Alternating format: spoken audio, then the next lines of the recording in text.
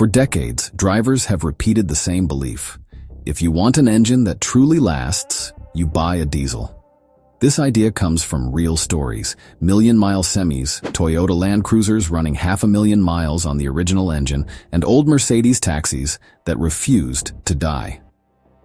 But bringing that old rule into the world of modern cars doesn't work the way people think. The engines are different. The systems around them are different.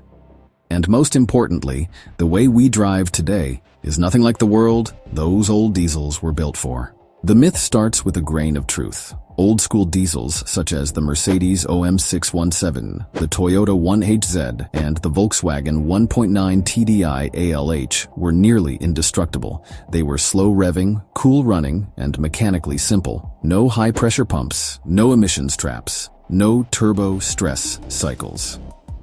They lived forever because almost nothing on them could break.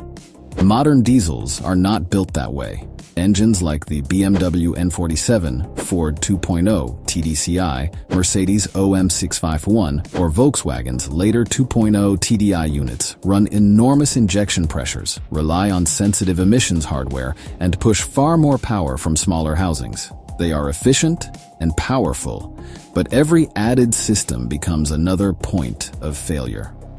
For example, the BMW N47 gained fame for timing chain failures as early as 60 to 90,000 miles, not because it was diesel, but because it was complex. Meanwhile, gasoline engines evolved dramatically. Where older gas engines often struggled beyond 150,000 miles, modern ones routinely break past 200 or even 300,000. Look at the Toyota A25A in the Camry and RAV4, the Honda K24, the Ford 3.5 Duratec, or even Hyundai's small 1.6 turbo. With consistent maintenance, they last as long as the owner wants them to, and in many cases, they outlast modern diesels that choke on their own emission systems. This brings us to the real turning point. Diesel longevity depends entirely on how the engine is used.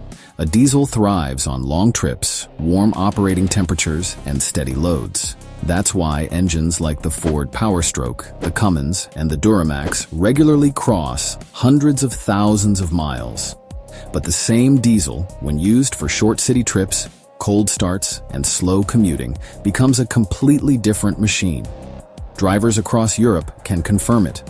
Audi's 2-liter TDI, BMW's 3-liter N57, and Mercedes OM642 all suffer when driven like grocery getters. The DPF can't regenerate. The EGR gums up. The turbo blades soot over. These engines fail not because they are diesel, but because they were never designed for life in traffic.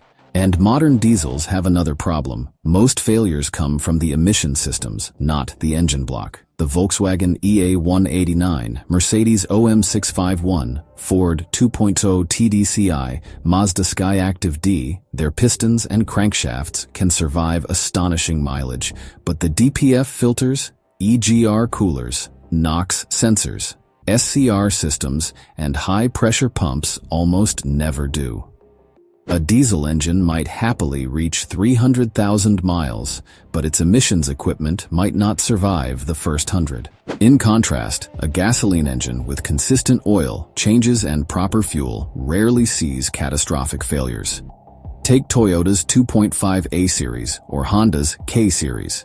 They cross the 200 and even 300,000 mile mark with nothing more than routine maintenance.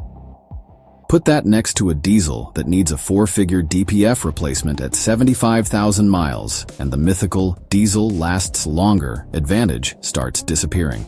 So does the myth contain some truth? Yes, but only under specific conditions. On a farm, in a truck, on long highway routes, or in commercial use, a diesel absolutely shines.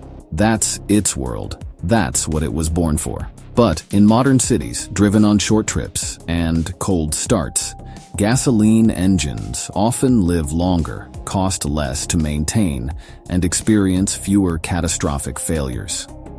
A diesel engine is not automatically a longevity champion. A gasoline engine is not automatically fragile. The truth today comes down to engineering, usage, and discipline, not simply the type of fuel in the tank. That is the real story behind the myth.